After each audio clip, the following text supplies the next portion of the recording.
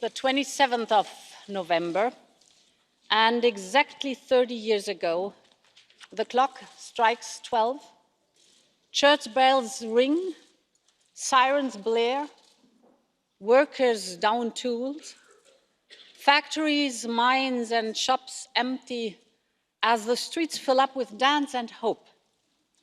The historic 2-hour general strike in the middle of the Velvet Revolution saw people from Prague to Bratislava take part in a beautiful, peaceful wave of freedom, courage, and unity.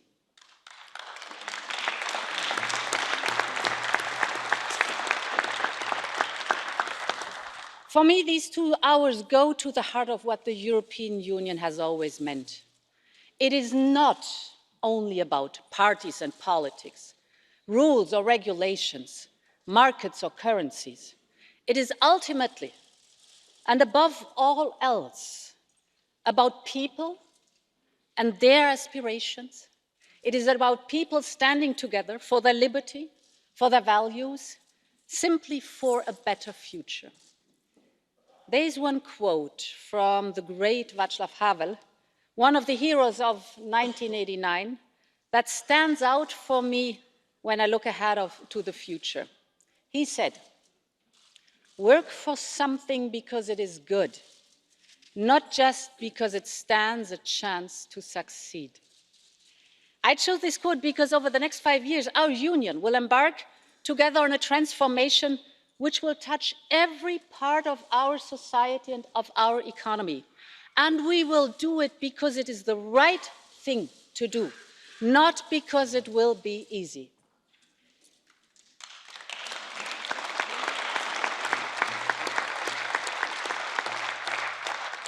We sometimes forget that our greatest achievements have always come when we are bold.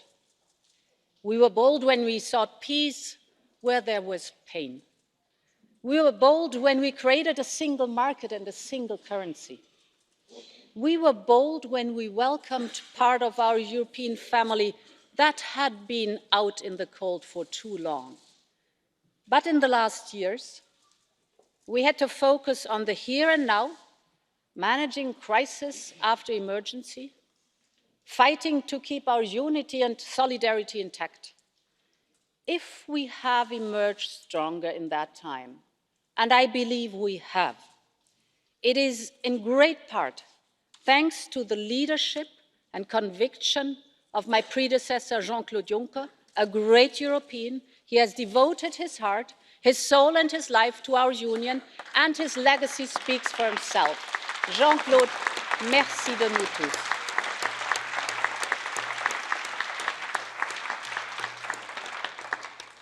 Mesdames et Messieurs les membres du Parlement européen, il y a 4 mois que vous avez m'accordé votre confiance. Depuis, j'ai rencontré tous les groupes politiques et tous les chefs d'État et de gouvernement. Ensemble, nous avons formé une équipe européenne exceptionnelle.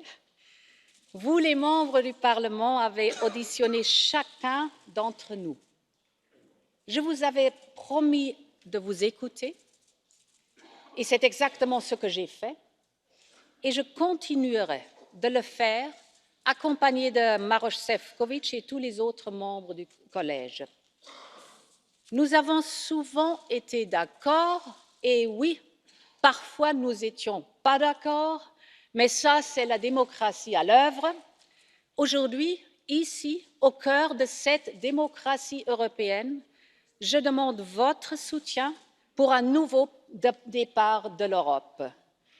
Honourable members, the team you are voting on today come from different cultures, countries, and have different backgrounds and political colours. We have teachers and farmers, mayors and ministers, doctors and diplomats, engineers and entrepreneurs. We have those born before the Berlin Wall was built and those born after it was torn down. Those who lived in dictatorship and those who helped young democracies join our union.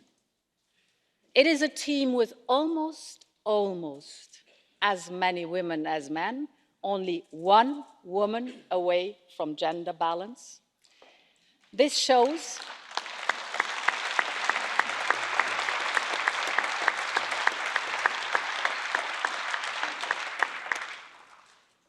we have made real progress, but also that we still have to do more. As the first woman to be president of the Commission, every member of my college will have a gender-balanced cabinet for the very first time.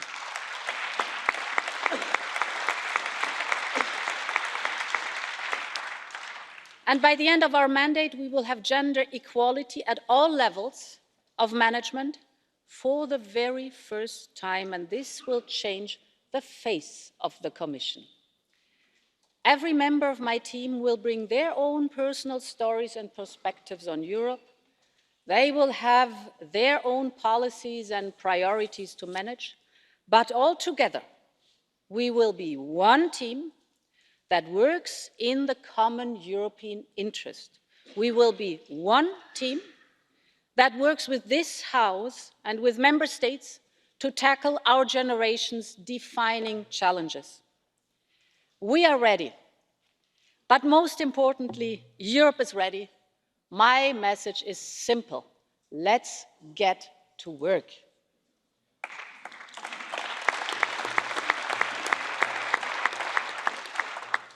Honourable members, this is an unsettled world, where too many powers only speak the language of confrontation and unilateralism. But it is also a world where millions of people are taking to the streets to protest against corruption or to demand democratic change.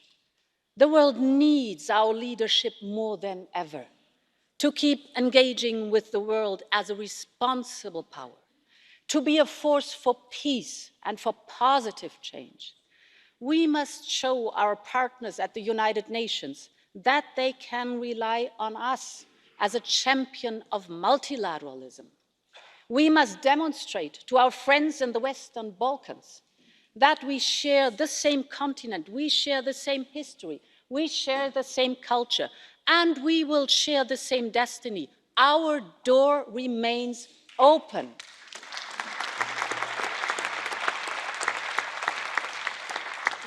And we also share the same destiny with our transatlantic partners. Yes, we have issues, without any doubt. But our ties have lasted the test of time.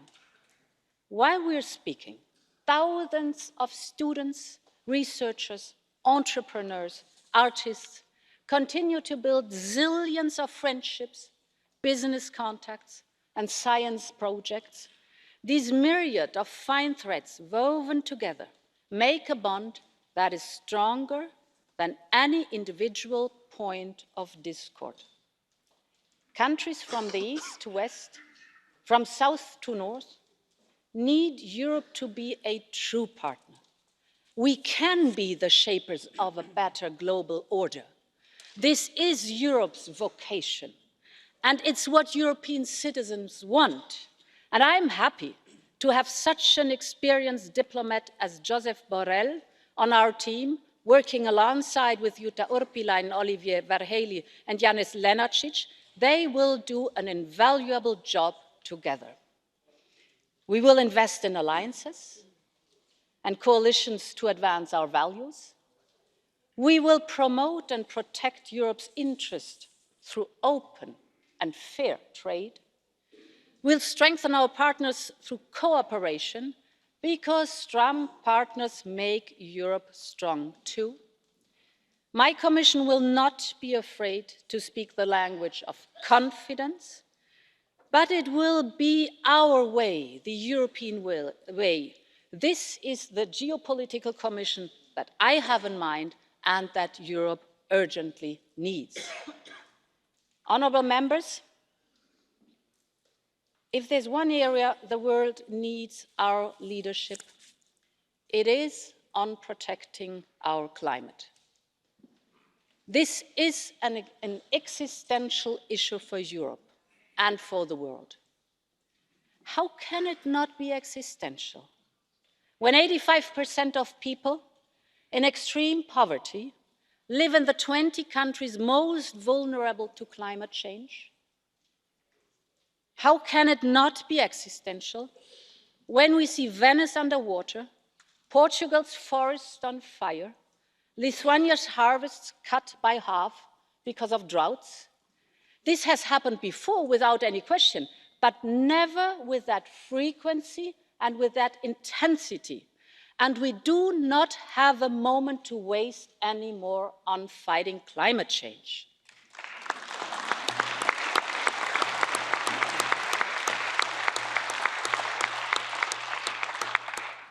The faster Europe moves, the greater the advantage will be for our citizens, our competitiveness, and our prosperity. The European Green Deal is a must for the health of our planet and our people and for our economy. Frans Timmermans is the right person to make this happen.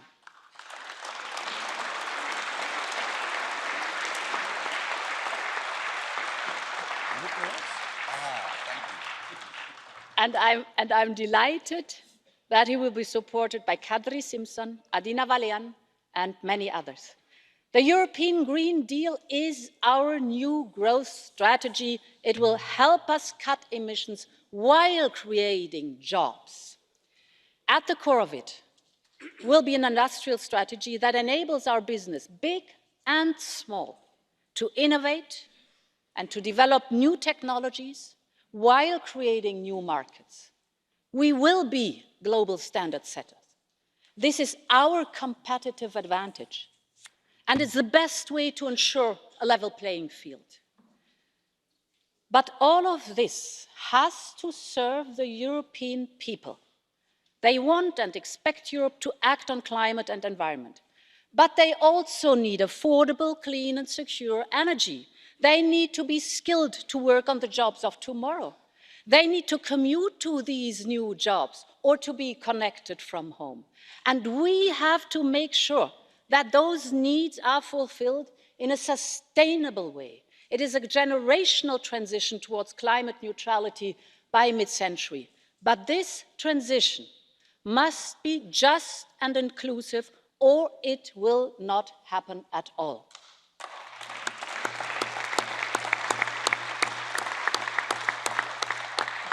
It will need massive investment in innovation, research, infrastructure, housing, and the training of people.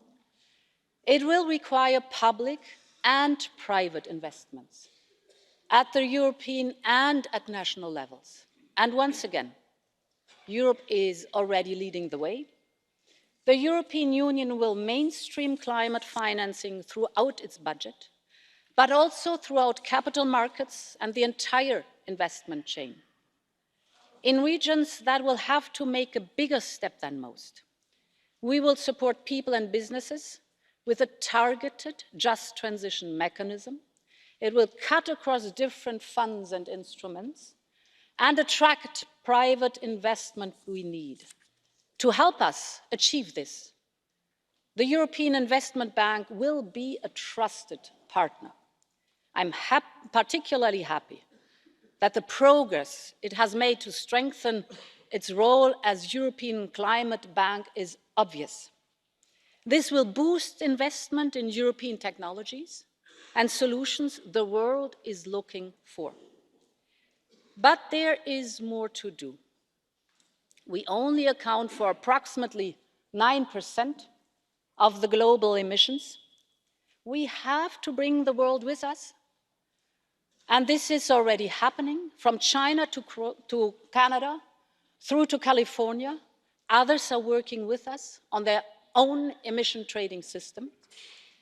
And Phil Hogan will ensure that our future trade agreements include a chapter on sustainable development, because we know climate change is about all of us. We have the duty to act and the power to lead.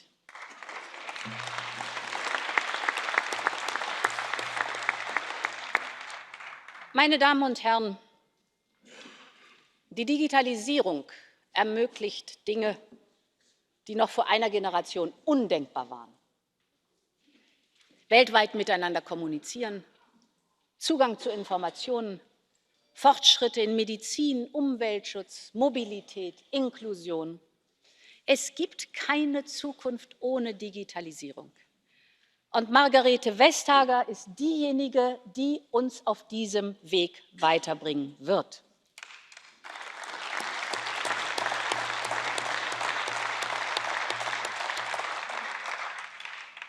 Wir werden Tätigkeiten automatisieren, die uns Menschen schwerfallen, zum Beispiel das Tragen von schweren Lasten oder das Repetitive, die Wiederholungsaufgaben, egal ob in der Fabrik oder am Schreibtisch.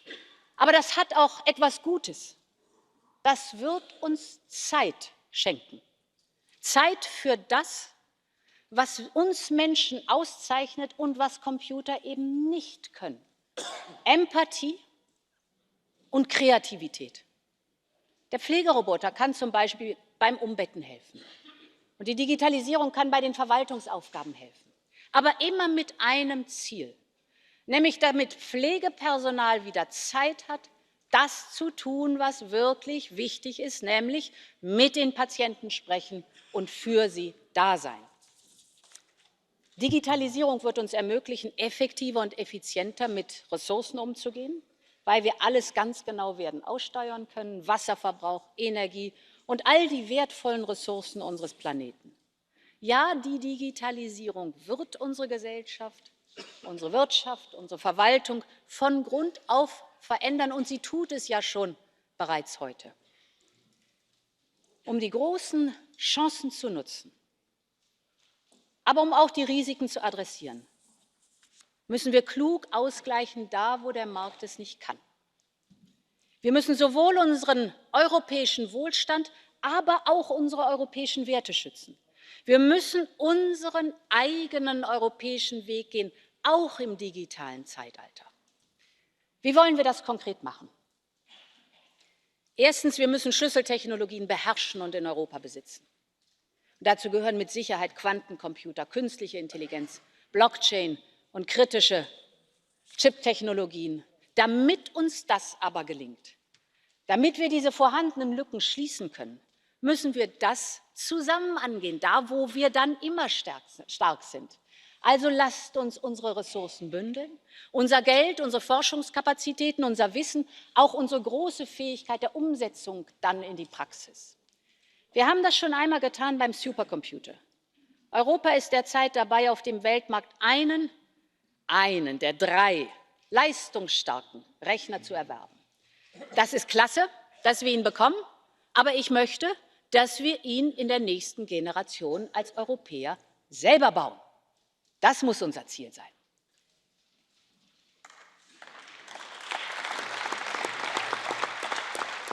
Europa hat alle Wissenschaftler und industriellen Kapazitäten, um auf diesen Feldern wettbewerbsfähig zu sein. Lassen wir uns das nicht kleinreden, weder von außen noch wir selber. Denn klar, Innovation braucht kluge Köpfe, gar keine Frage. Aber Innovation braucht auch Diversität. Innovation braucht Freiräume, um zu denken. All das haben wir hier in Europa. Die Menschen wollen hier leben, sie wollen hier forschen, sie wollen hier ihre Zukunft gestalten. Und wir brauchen zukunftsfähige Infrastruktur mit gemeinsamen Standards sowie Gigabit-Netzwerke und sichere Clouds, nicht nur der heutigen, sondern vor allen Dingen dann auch der nächsten Generation. Das Rohmaterial der Digitalisierung, das sind die Daten. Mit jedem Klick, den wir hier in Europa tun, füttern wir Algorithmen, meistens welche eher transatlantisch, die wiederum unser Verhalten beeinflussen. Das ist kein guter Zustand.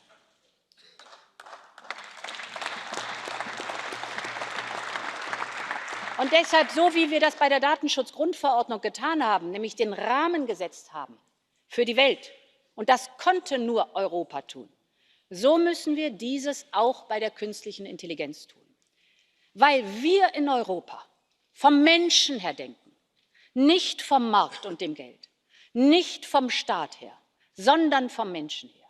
Und es geht nicht darum, das ist wichtig, den Datenfluss einzudämmen.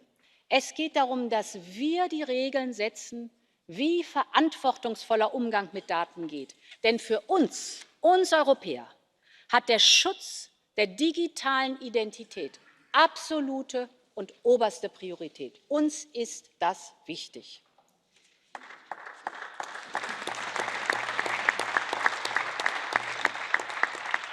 Und gleichzeitig wollen wir Innovation. Heute werden 85% aller nicht personenbezogenen Daten, 85%, nicht ein einziges Mal genutzt. Sie werden gesammelt, automatisch, sie werden nicht ein einziges Mal genutzt. Das ist eine Riesenverschwendung. Denn in diesen Daten schlummern Erkenntnisse, die wir haben in Europa und die wir nutzen sollten.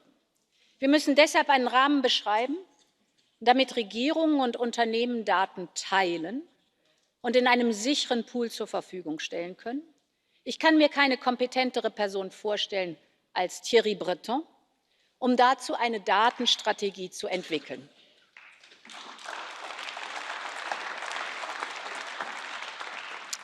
Ja, und dann gibt es das Thema Cybersicherheit. Das ist die Kehrseite von Digitalisierung, also ist es für uns auch Priorität. Wir brauchen für die Wettbewerbsfähigkeit der europäischen Unternehmen höchste Sicherheitsanforderungen und eine einheitliche europäische Vorgehensweise.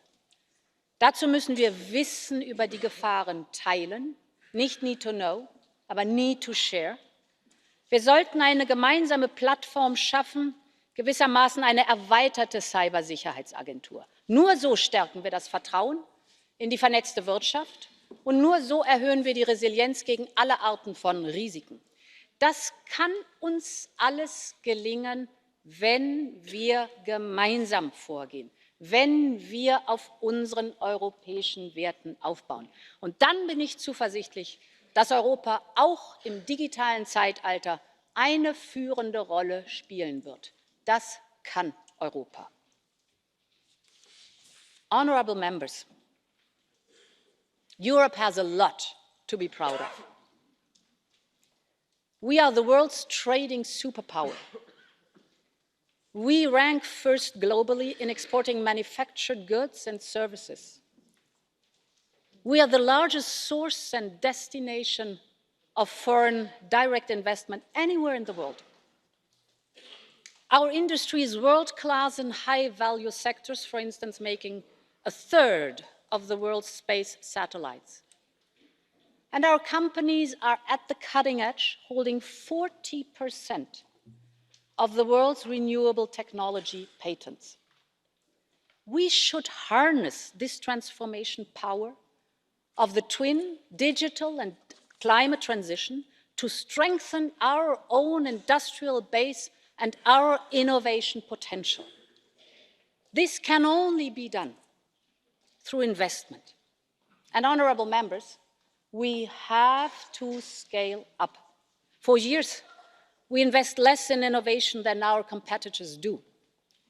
This is a huge handicap to our competitiveness and our ability to lead this transformation. This is why we should not see the next multi-annual financial framework as a simple accounting exercise. The world 7 years ago looks nothing like the world in 7 years' time. Our budget must be significantly modernized. I know that in this field I can not only rely on the experience and skill of Johannes Hahn, but also on this Parliament. But public budgets can only go so far. We must make sure that investment can flow to where it is needed by completing the Capital Markets Union. This will help improve access to finance for small businesses and startups, to let them grow, innovate, and take the risks they need. And the same goes for the banking union. We have to complete it in order to make our financial system stronger and more resilient. I have entrusted this task to Valdis Dombrovskis, the right person for the right job.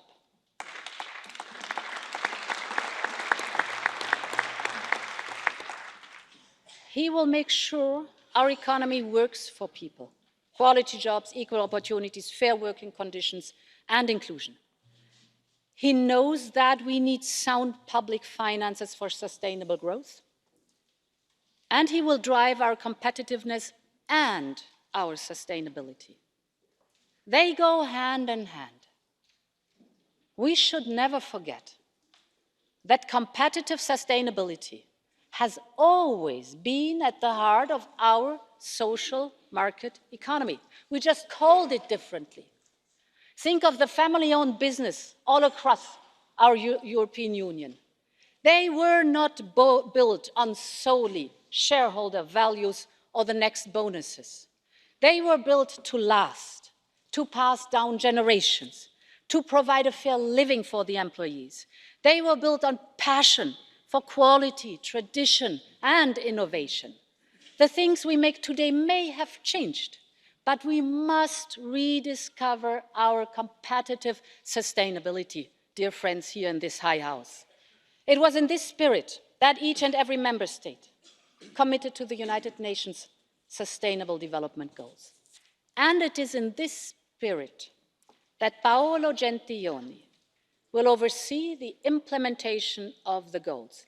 He believes in it, and I believe in him.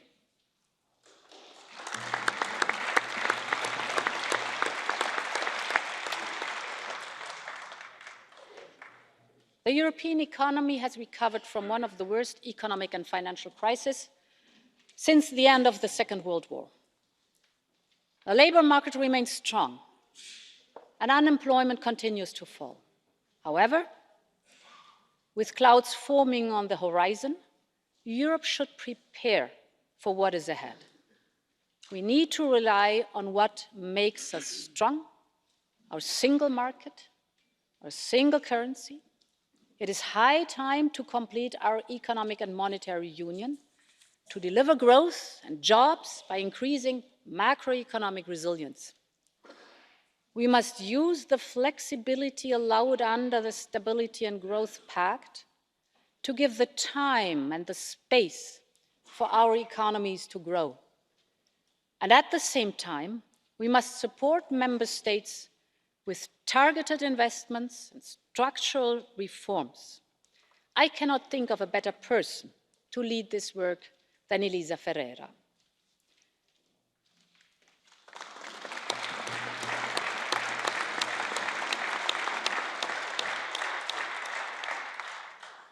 Honourable members,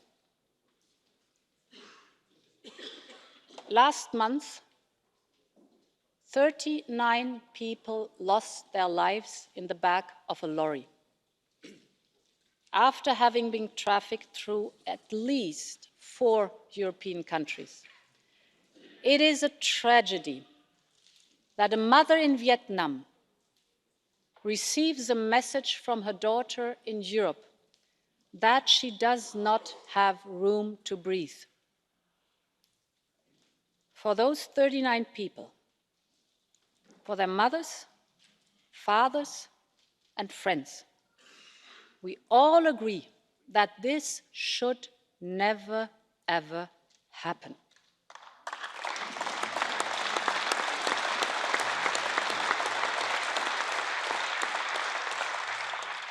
People expect Europe to find a common solution to the shared challenge of migration. This is an issue that has divided us, but we should step forward. We need solutions that work for all. This is the task that I have entrusted to Margrethe Skinas and Ylva Johansson. With their different skills and perspectives, they will form a formidable team. Honourable members, one thing is for sure. Europe will always provide shelter to those who are in need of international protection.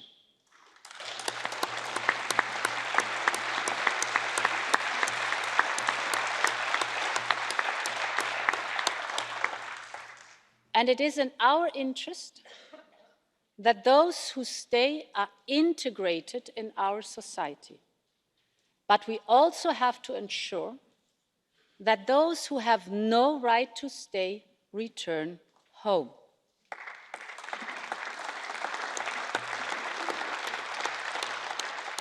We have to break the cruel business model of smugglers.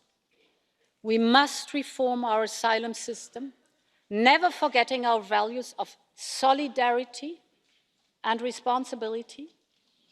We need to strengthen our external borders to allow us to return to a fully functioning Schengen. We need to invest in our partnerships in countries of origin to improve conditions and create opportunities. It will not be easy.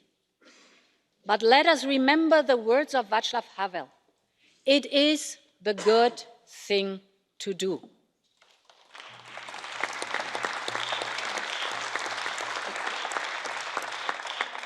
Migration will not go away, it will stay with us. And therefore, I think a Europe that is so proud of its values and so proud of its rule of law has to be able to come up with an answer that is both humane and effective. We should be able to do that. And that the same team of Margrethe Skinas and Ylva Johansson will also be responsible for strengthening our internal security. They will ensure that law enforcement cooperation can deal with new and emerging threats, and they will make sure that Europol, our best tool to fight crime, is fit for purpose. Honourable members,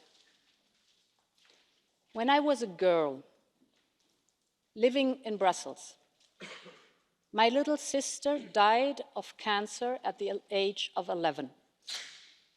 I remember the utter helplessness of my parents, but also of the medical staff who looked after her with such care. Every one of us has a similar story or knows someone who has. The number of cancer cases are rising, but we are getting better at diagnosis and treatment. Europe will take the lead in the fight against cancer. Early next year, Stella Kyriakides will launch an ambitious cancer plan. She's the right person to make sure that Europe's Beating Cancer Plan helps to reduce the suffering caused by this disease.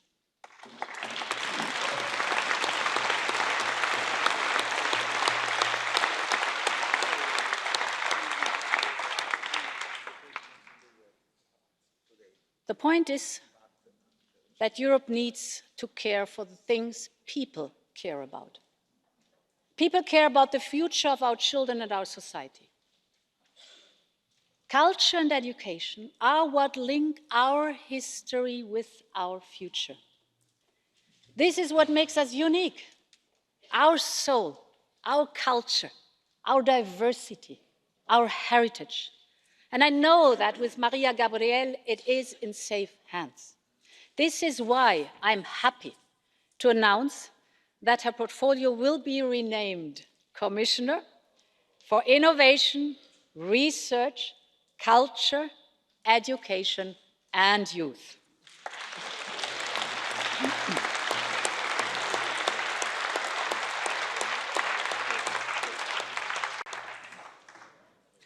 People care about fairness and equality in every sense of the word.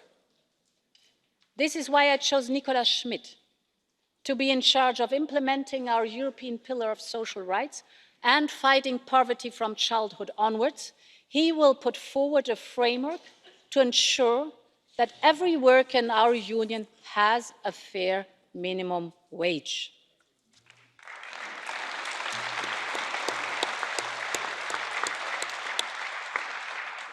And Helena Dalli will be the champion we need to break through the glass ceilings, those barriers holding people back because of who they are, what they believe, and who they love. These barriers have to disappear, period.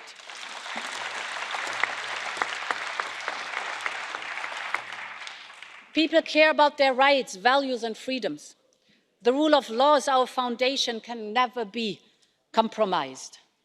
We must ensure that it is respected and upheld everywhere, with every country treated equally. We must focus on dialogue and prevention, but never hesitate to take all necessary measures.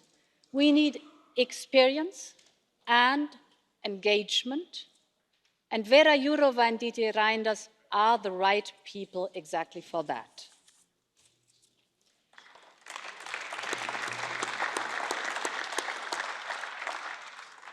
People care about the air they breathe, the water they drink, the food they eat, and the nature they cherish. We can all be happy that Virginijus Sinkevicius will be leading Europe's fight to preserve our biodiversity and oceans while ensuring our coastal and fishing communities can thrive. And we have Janusz Wojciechowski, who will ensure that our farmers can also thrive as they adapt to new realities.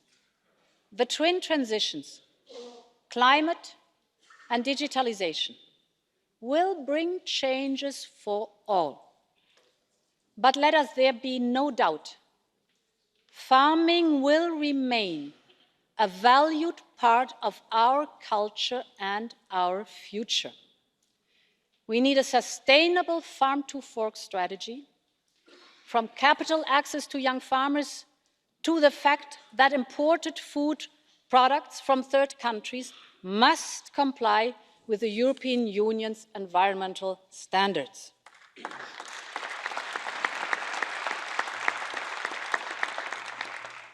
And people care about having a say in their future.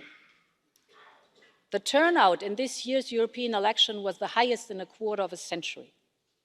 But democratic participation does not stop on election day.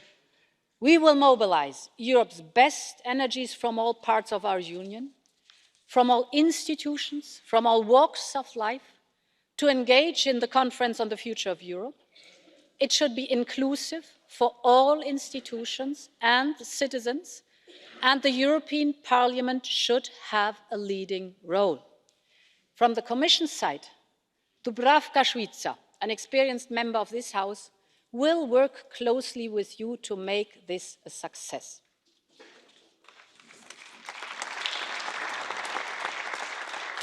Honourable members, we all know that one member of our family intends to leave our Union.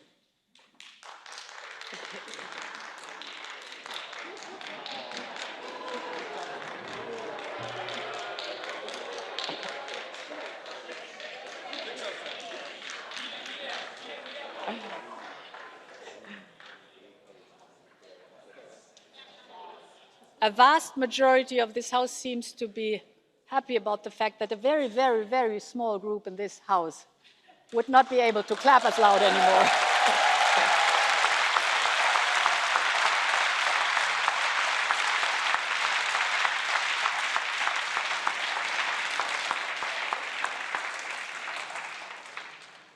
And I've never, ever made any secret about the fact that I will always be a Remainer.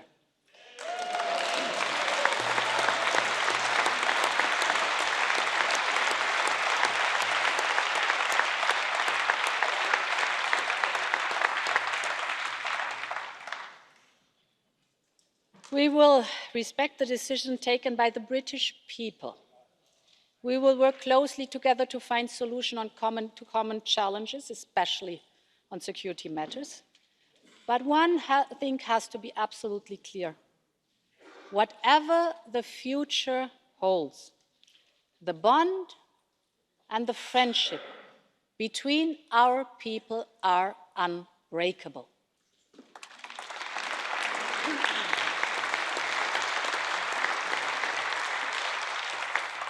Mesdames et Messieurs les parlementaires, dans 30 ans, d'autres ici même porteront un regard sur nos actions, comme je l'ai fait au début de mon discours.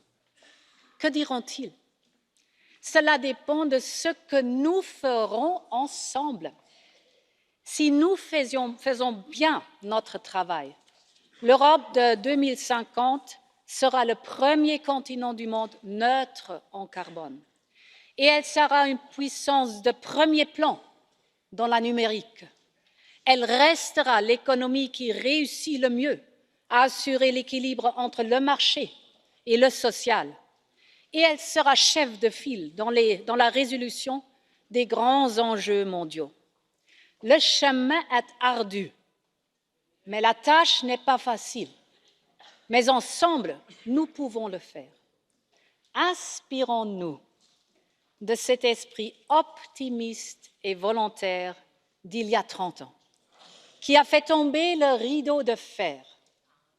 Pour en revenir à Václav Havel, il y a des millions d'Européens qui s'engagent parce que c'est la bonne chose à faire. Il y a ceux qui s'investissent pour renforcer leur communauté. Il y a ceux qui donnent de leur temps pour prendre soin des personnes âgées ou pour nettoyer un parc. Il y a ceux qui sortent dans la rue, mais aussi changent leur style de vie pour protéger le climat. Des gens qui veulent faire la différence. Nous aussi, Parlement, Conseil et Commission, nous aussi, nous devons faire la différence. C'est dans cet esprit que j'ai construit mon équipe et c'est dans cet esprit que je suis ici aujourd'hui devant vous pour demander votre confiance. Mettons-nous au travail afin de pouvoir dire dans 30 ans également « Vive l'Europe, es lebe Europa, long live Europe ».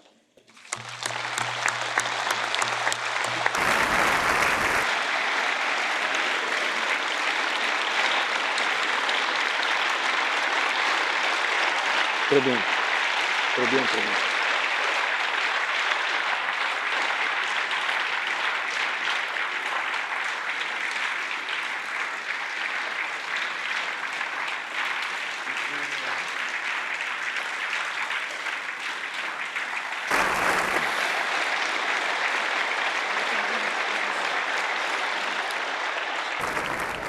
Grazie, grazie.